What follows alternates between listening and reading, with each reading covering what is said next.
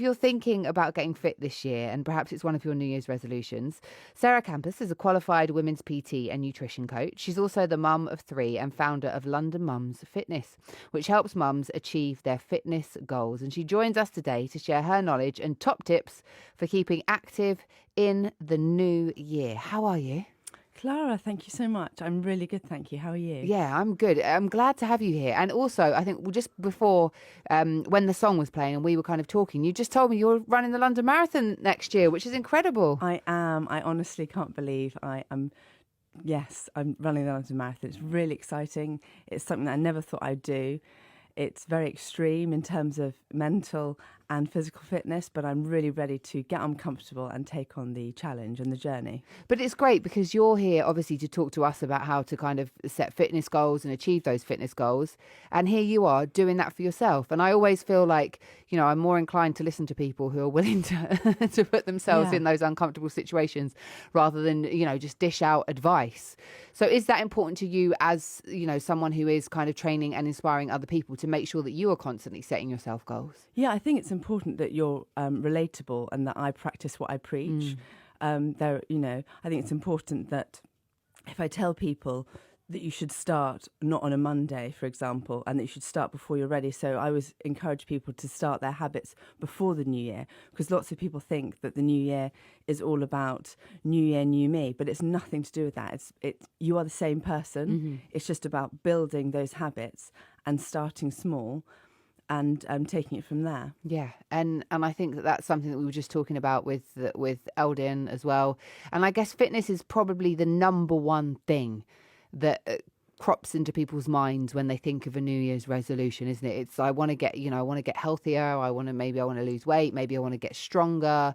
Whatever it is. But there's a lot of people setting themselves fitness goals, and really sadly, a lot of people don't achieve those things, and they do find themselves, after 2 or 3 weeks back in the same situation. What's your kind of advice to help people to make sure that they don't, give in to that kind of slump or just stop on their journey towards their goals? With fitness, it's important to think that it's not just about the physical side. There's a lot of the mental side as well. That's really important.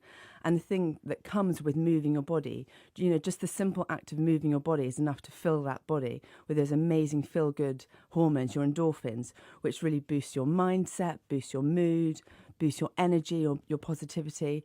So it's like a domino effect, basically. When you move your body, as simple as, standing up and sitting down, that's, doing some squats, doing some high knees, for example, going down on your knees, against a sofa or stairs and doing some press-ups. Something as simple as that and moving your body is going to really make you feel good.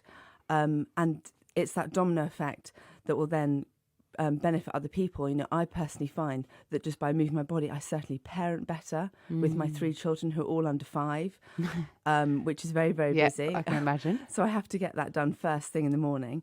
And it's about using your positive energy to its most. Yeah. And like you say, I suppose when it comes to exercise, very often we do think of it as being something physical, but it's our mind that kind of gets us to the gym or gets us in front of the telly if we're going to do a home workout and follow something that's on YouTube or whatever it is. It's the mind that gets us there, isn't it? Or doesn't. Totally. No. And the most important thing also is to lower those boundaries, lower the expectations, that it doesn't need to take a long time. You don't need to spend 45 minutes to an hour in the gym with loads of equipment. Mm-hmm. Something, I always like to say, the 5-minute rule, the 5 to 6 minute rule. The hardest part is starting. Once you've started, you really will know why you've started. So if you start with 5 minutes and then it can go to 10 minutes, even if it's just 10 minutes, that's absolutely fine. The most important thing is consistency. That is the most important thing. So even if you do 3 to 4 times a week of 10-minute workouts, that's absolutely fine. It's much better for doing that consistently than doing one workout once a week that's 4 to 5 minutes long. Yeah. It's about lowering the expectations and enjoying it. Yeah, and I think that's the other thing as well, isn't it? A lot of times it's people in their head think I've got to spend 90 minutes in the gym and I need all of this equipment, and if I don't have that and I haven't got that, there's no point. I just might as well, I'll start next month or I'll start next week, and then that kind of just, I suppose, happens over and over again. It's really off-putting as well. Yeah. I mean, you don't want to be thinking, because I really encourage encourage all my clients to work out from home and you don't need a lot of equipment. And that takes away a lot of the cost, a lot of the commute, the time that you've got to factor into shower. So people can really get a really good, effective workout in from home with minimal equipment. For example, like a pair of dumbbells or bottles, for example, anything you have around the house to keep it really simple. And then, if you do have your kids around you, you can get them involved as well. So it's inspiring other people at the same time. Yeah, and that's a beautiful thing, isn't it? That if you're taking on those positive habits, and I think that's something we were speaking to a GP yesterday about the NHS Stop Smoking campaign, and it was really surprising to me that children who grow up in households with parents who smoke are much more likely to smoke. So I suppose that also works with healthy habits as well. If you see your parents kind of, exercising, then you're much more likely, I suppose, to, as an adult yourself. No, I completely agree with you there. I mean, having started training for the marathon, I have to say, and I've been, starting small. That's what I always tell people, to start small. I'm no runner at all, so I really am starting from the bottom. So I started by, working up to a 5K. So I was going out to do my 5Ks, and now my son goes, "Mummy, I'm going to do my 5K now," which for me just brings so much joy to me. The fact that I'm, that the habits that I'm doing, I'm passing on to him, and then he's passing it on to his little brother as well. I just find it makes me so happy. And then once you've exercised, you're then in the right mindset to eat well, which will then flow onto your children as well, to encourage everyone else to eat well as well. Yeah, I think it's really great to be able to create those positive habits that then kind of have a knock-on effect, don't they? So I think that, any way that we can do that is really, really good for us.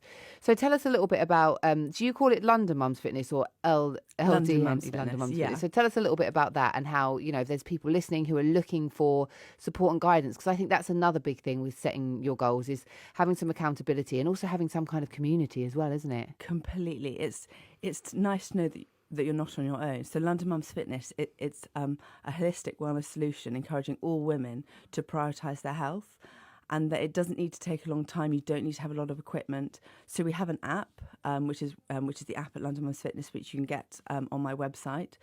And that's basically your whole holistic wellness in one app. So you can track all your habits, your 4 main pillars: your exercise, nutrition, hydration and sleep. And then I'm there to hold people accountable. People can track their habits really simply because it's catered for busy women. And you can upload your pictures of your food. Then I can have a look to see what things you can add into your food. Look at what swaps you can do. If your goal is wanting to get to bed a little bit earlier, then we can set that as a goal and we can track that as well. So it's about really keeping it nice and simple. There are on-demand workouts on there as well, so that you can follow along, about 10 to 20 minutes long. So once again, nice and simple for busy women. Yeah, and a great place to start as well. And I think that's what Eldon was saying when he joined us on the show is, I mean, you're literally running a marathon, but if that's your kind of end goal, you don't start by running the marathon. You start really small, don't you? And then build it up. And so, if we were to think, oh, I've got to go and run a marathon today, that would just feel really daunting, scary, hard, horrible. Whereas if it's like, right, I've got to, I'm going to go for a 2K walk today, that's far more manageable, isn't it? And it's also more realistic. It's about starting small. So just thinking about small things every day that you can do consistently. For example, can I have 1 extra glass of water each day? Can I have 1 nutritious meal each day? Can I get to bed 15 minutes earlier each day? Can I do 10 minutes of focused, structured exercise each day? And as long as you do that consistently, you've formed a habit before you know it. And that is really when you're going to begin to feel the benefit, not just physically, as I said, but mentally as well, which is so important. What do you do on the days where, because now obviously you're like we said, you're putting your money where your mouth is and doing your marathon training. On the days where, maybe you look outside and it's raining and it's cold and you're tired and, you're achy, but you have to kind of get this running because it's part of your training program. You really don't want to. How do you overcome that? So the most important thing here is discipline and going back to your why, thinking about why am I doing this? How will I feel once I've started? And once again, that 5-minute rule of once I start, yes, starting is the hardest part, but once I know I'm 5 minutes in, I'm going to have the endorphins that are going to be going around. I'm going to feel so much better. And I'm doing this because I want to challenge myself. I want to be that role model for my children and to my community as well. So it's not, motivation isn't the starter. It's the discipline that's the most important thing. Yeah. And it's interesting to say that, isn't it? Because I think sometimes, even if you don't feel like, doing exercise, if you get yourself into the gym and you walk in, for example, if that's your place, or you get your dumbbells out, or you open the app and you start the workout, even if you said to yourself, I'm just going to do 5 minutes That's today. great. Once you get through that first 5 minutes, you're normally feeling so much better that you end up doing more anyway. Absolutely. Yeah, you really will want to do so much more. It's honestly the starting. And it's, maybe you need to treat yourself to a new pair of trainers, for example, and it doesn't have to be expensive, a new pair of leggings, or just having a new area in the house that you're going to work out in. And it's just having something new sometimes that will encourage you to get started. Yeah, I find that gym kit is my, it's like my kryptonite. I keep buying gym kit. Oh, but don't. the reason that I do is because when I kind of set myself a goal and then I feel like I've achieved something, or if I've stayed consistent for a certain amount of time, it's really nice to then have new gym kit, and it makes me want to go to the gym. Completely. It really, honestly, it's such a feel good thing, and you feel like you've earned it as well. Yeah. I have to say, like buying a new pair of trainers, for example. No, Yeah. It does feel good. I got some new trainers for Christmas, so I'm happy with my new trainers. And then you want to go and test them out. Yes, That's the other thing. I was at the gym on Boxing Day. I was waiting outside for it to open, and I thought, who even am I? exactly. But that's so good. That's so good. I actually bought myself a new pair of trainers yesterday as well. And I went up running earlier, and I just feel so good to have got it done. And once again, it was only just really quick 10 minutes. That's all I had time for. Amongst the kids' madness of life. But I felt good for it. And, it was really good. And Sarah, what would you say to people who, for them, that is kind of like the biggest hurdle, or that is their kind of excuse is, I can't because I have, a job, I have kids, I have this, I have that, and so I can't find the time.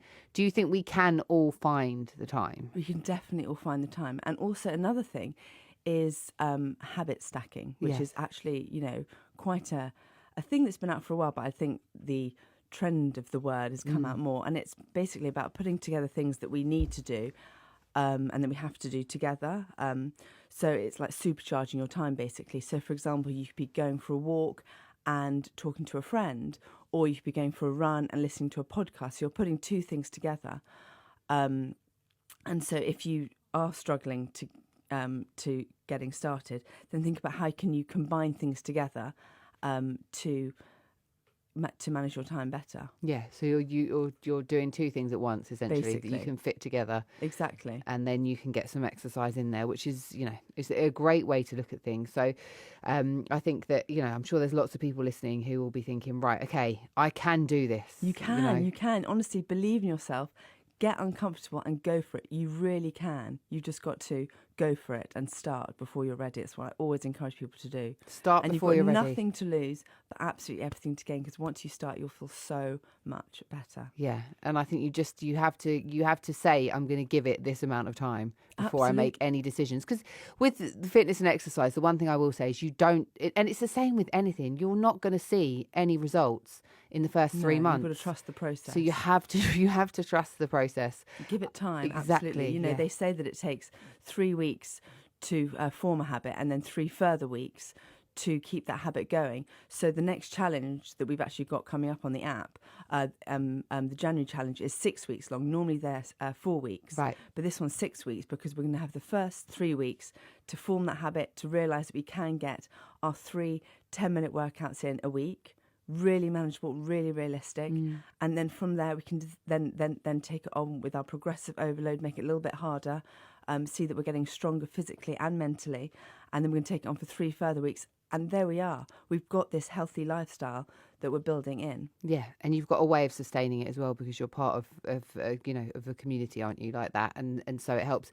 Eldin, who was just on the show, actually said it takes, I think it's 66 days, to form a habit, which is really interesting, isn't it? It does. Makes a lot of sense. You have to give it time. Yeah, you've got to be patient, and it will happen. You've just got to be patient. Okay, we've got it right. Start before you're ready. We can do this. We can do this. Sarah, it's been so lovely to talk to you. Before you go, let people know where they can find you. Yes, so we're on Instagram at London Mum Mums Fitness, that's LDN Mums Fitness, and also on our website, which is londonmumsfitness.com, ldnmumsfitness.com, on Facebook and LinkedIn as well. Fantastic. Look, thank you so much for being here. Good luck with the marathon. Thank you we'll be so much. watching your training, and I'm sure lots of people will feel inspired. So thank you. I really hope so. Thank you so much for having me. Thank you. No worries.